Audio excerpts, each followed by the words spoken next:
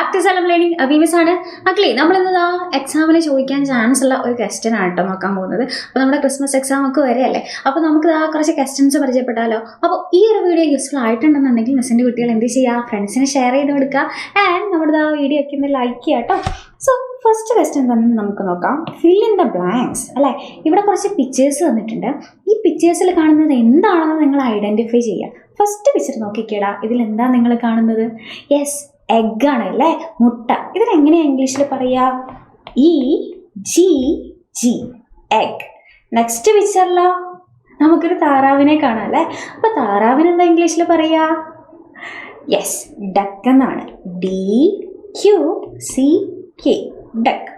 Okay, അടുത്ത പിക്ചറിൽ നമുക്ക് ടോം ആൻഡ് ജെറിയിലെ ജെറിയെ പോലെ ഒരാളെ കാണാം, എലി അല്ലേ. എലിക്ക് നമ്മൾ എന്താ ഇംഗ്ലീഷിൽ പറയുക? യെസ്, നമുക്ക് മൗസ് എന്ന് പറയാം, അല്ലാന്നുണ്ടെങ്കിലോ നമുക്ക് റാറ്റ് എന്ന് പറയാം അല്ലേ.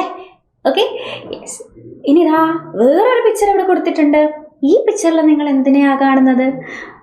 യെസ്, ഇതൊരു കരടിയല്ലേ. കരടിക്ക് എന്താ ഇംഗ്ലീഷിൽ പറയാം മക്കളെ? യെസ്, ബെയർ അല്ലേ, BEAR. ഏറ്റവും ലാസ്റ്റത്തെ പിക്ചറിൽ നിങ്ങൾ എന്താ കാണുന്നത്? കുരങ്ങച്ചൻ.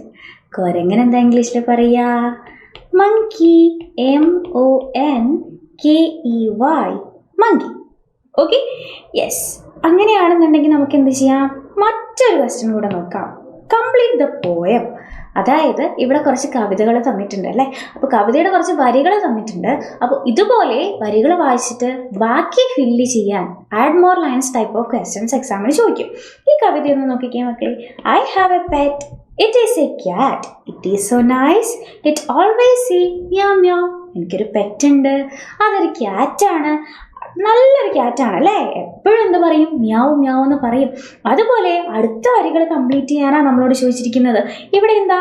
I have a pet, it is A, yes, എന്ത് പറയാം നമുക്ക്? It is A dog. I have a pet, it is A dog. It is so nice. ഇവിടെയുള്ളത് തന്നെ നമുക്ക് എഴുതാം അല്ലേ. It is so nice. It always സീസ്, എന്താ ഇവിടെ ക്യാറ്റ് മ്യാവ് മ്യാവ് എന്നാണ് പറയുന്നത്. അപ്പോൾ ഇവിടെ ഡോഗ് എന്തായിരിക്കും പറയുക? ബൗ ബൗ അല്ലേ.